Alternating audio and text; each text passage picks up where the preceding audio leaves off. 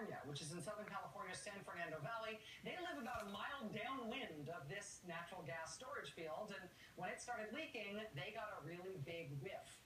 And since then, for weeks now, since October, the gas company has been trying to stop that leak, but it hasn't worked.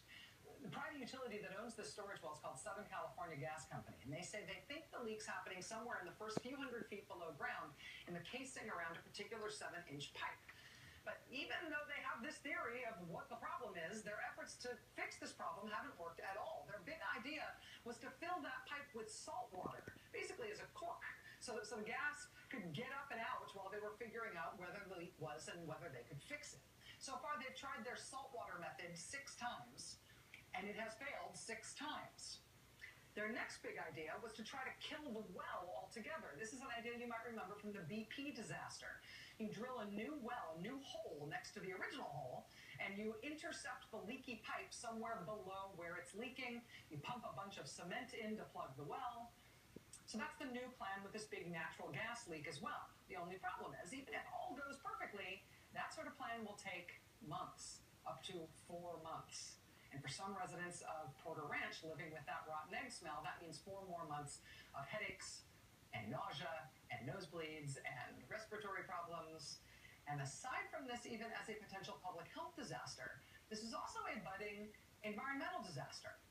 Because the primary component of natural gas is methane, which is a particularly potent greenhouse gas. State air quality regulators estimate the leak is releasing up to 50,000 kilograms of methane every hour.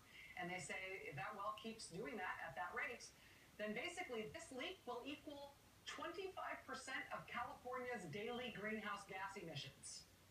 Or another way to think of it is this is roughly the same effect as driving 160,000 cars for a year. Meanwhile, the gas company is footing the bill to temporarily relocate residents from nearly 350 homes in the area. They may end up relocating hundreds more people before this is done. The residents, not surprisingly, are gearing up for a major legal fight here, including a class action lawsuit. They're suing not only the gas company, but state officials who they say have been negligent in allowing the leak to happen. Attorneys for the residents say they want the gas company to stop injecting gas into these underground wells for storage altogether. They want state officials to require that the gas company end this practice.